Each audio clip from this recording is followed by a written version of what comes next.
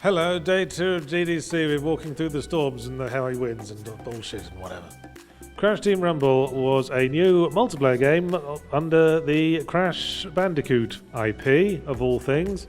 It was a sort of team-based, sort of Splatoon-y affair, where you had to collect the fruit and get them to your safe zone. Well, the enemy team tries to run interference and your team tries to run interference on them. There's different classes. Well, there's 3 classes.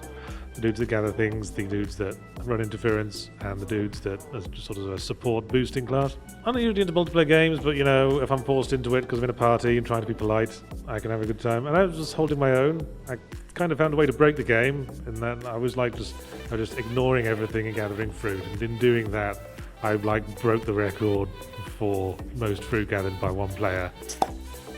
I imagine they're probably going to rebalance a bit before it comes out. Might be a fun party thing if you're that attached to the Crash Bandicoot IP, and I can't imagine many people are. Remnant 2. Remnant from the Ashes 2. I was about to say The Remnant from the Ashes, but that's not the naming scheme anymore. To me, looks like not a whole lot's changed from Remnant 1. We saw a new environment, there's new classes, one of whom has a doggy, which you can assuredly pet. I quite liked Remnant 1, and I quite liked what I saw of this one, because it felt like more of it. If anything was going to alleviate my Souls-like fatigue, it was giving me a big fat gun to shoot the enemies with as well. We went through an area with some interesting sort of squiddly-diddly monsters, and with a big boss fight at the end, tried it with all the different classes. As for how well it stands out, it's your standard sort of thing, really, besides the addition of the gunplay element. The character customization feels a little bit nickel and dimey for me. Like, you get 1 or 2 things that just add, 1% damage or 1.2% whatever. And it feels that kind of thing always feels a little bit fussy. But, I'll check it out. Looked like fun. Yeah, we looked at a game called El Paso Elsewhere. The nostalgia wave for early 3D games was going to have to get to Max Payne sooner or later, and that's exactly what this is. It's Max Payne meets Hotline Miami meets a little bit of Shadow Man on the N64, where you're like a supernatural Max Payne who's fighting vampires that are also his ex-girlfriend. So I guess there's some Scott Pilgrim in there as well. It had diving and slow-mo and shooting things with guns, and we both sucked at it. That's what people liked about retro games, I suppose. It's the first Max Payne-alike. I have a feeling there's going to be more. I really liked the vibes. I really liked the vibes on that one. The dialogue was very convincingly Max Payne. They managed to pull off that voice pretty well. Also had a bit of its own spin on it, a bit of its own supernatural spin on it that sort of made me laugh. And also there was original hip hop soundtrack if you're into that. One to watch, I'd say.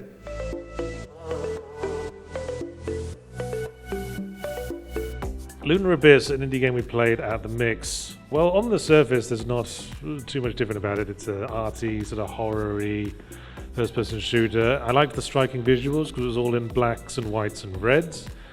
And the combat, for me, clicked weirdly well. It had a sort of lock-on thing, sort of Metroid Prime, so you could lock onto an enemy and just strafe around them as you moved. So it was a little bit easy, at least it was for me. I think towards the end of the demo they were starting to unlock some crazy sort of bullet hell style boss fights that complicated things a bit.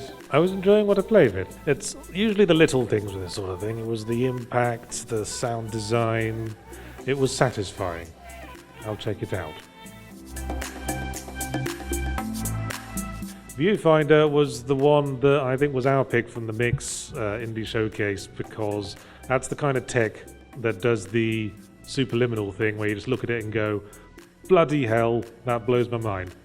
It was a game where you could literally hold up a picture from a camera, like a Polaroid picture, over the scenery and press a button and the scenery just becomes that picture. And it was crazy how it works out.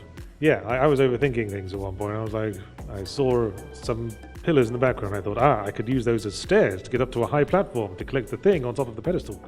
That didn't really work out, but then I figured I could just take a picture of the thing on the pedestal and then place it in the world and turn it upside down so the thing fell onto the floor in front of me. So I felt a bit dumb.